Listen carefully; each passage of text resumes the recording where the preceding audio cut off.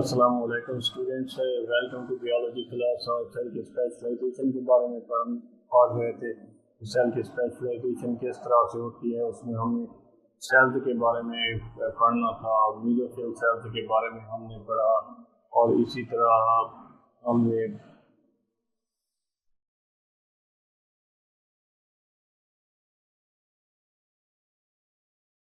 Epidermal cells के बारे में हमने पढ़ा। और अब हम पढ़ने जा रहे हैं मसल सेल्स। मसल्स हमारे एक्टिन और मायोसिन प्रोटीन के बने हुए होते हैं। ये दोनों प्रोटीन है, एक्टिन और मायोसिन। इसके अलावा दीगर प्रोटीन भी इसमें शामिल है, और भी कई तरह की प्रोटीन इनमें शामिल होती हैं। और उसके बाद इनकी 3 अक़साम होती हैं: skeletal muscle, cardiac muscle, smooth muscle. इसमें आपने एक इम्पॉर्टेंट चीज़ याद रख लेनी है। स्केलेटल मसल हमारे स्केलेटल ढांचे के साथ जुड़े हुए होते हैं।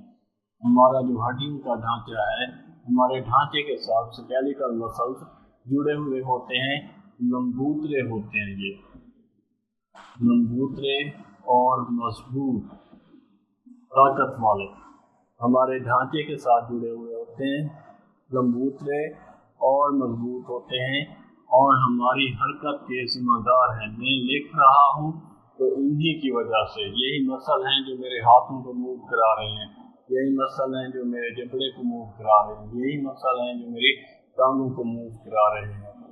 उसके बाद जो सबसे अहम बात, ये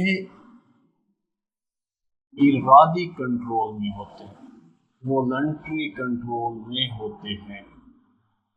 यानी इनका कंट्रोल हमारे अपने अख्तियार में होता है।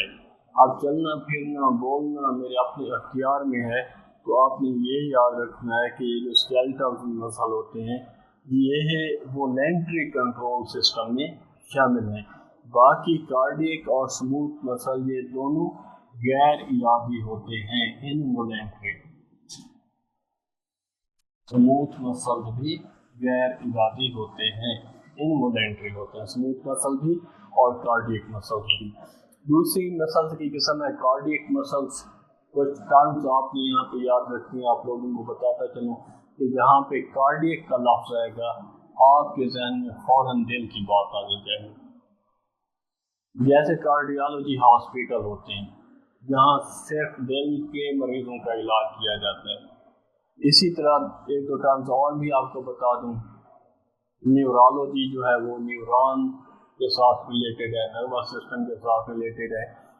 रीनल जहाँ पे लफ्ज़ आएगा वो किडनी से रिलेटेड होगा, यूरिनरी सिस्टम से रिलेटेड होगा। इसी तरह पल्मोनोलॉजी, पल्मो जहाँ पे लफ्ज़ आएगा वो फेफड़ों और रेस्पिरेटरी सिस्टम से रिलेटेड होगा। पल्मोनोलॉजी जो वार्ड होते हैं हॉस्पिटल के, वहाँ पे जो सांस के मरीज होते हैं उनका इलाज चल रहा होता है। जो कार्डियक वार्ड होते हैं, कार्डियोलॉजी से रिलेटेड वार्ड या हॉस्पिटल होते हैं, वहाँ पे दिल के मरीजों का इलाज चलता है। और जो रीनल सिस्टम से रिलेटेड है, वहाँ पे किडनीज का। हमारा टॉपिक कार्डियक मसल्स, गैर इरादी दिल के मसल होते हैं, शाखदार होते हैं, शाखदार, धारीदार होते हैं, स्ट्राइप इसे कहते हैं, धारीदार, और ना थकने वाले। सबसे अहम इनकी खसूसियत, कभी थकते नहीं हैं, ना थकने वाले, क्योंकि हमारा दिल मुसलसल सुकड़ रहा है, फैल रहा है, थकता नहीं है, इन्हीं मसल्स की वजह से। ना थकने वाले ये मसल्स होते हैं, दिल की धड़कन बनाते हैं।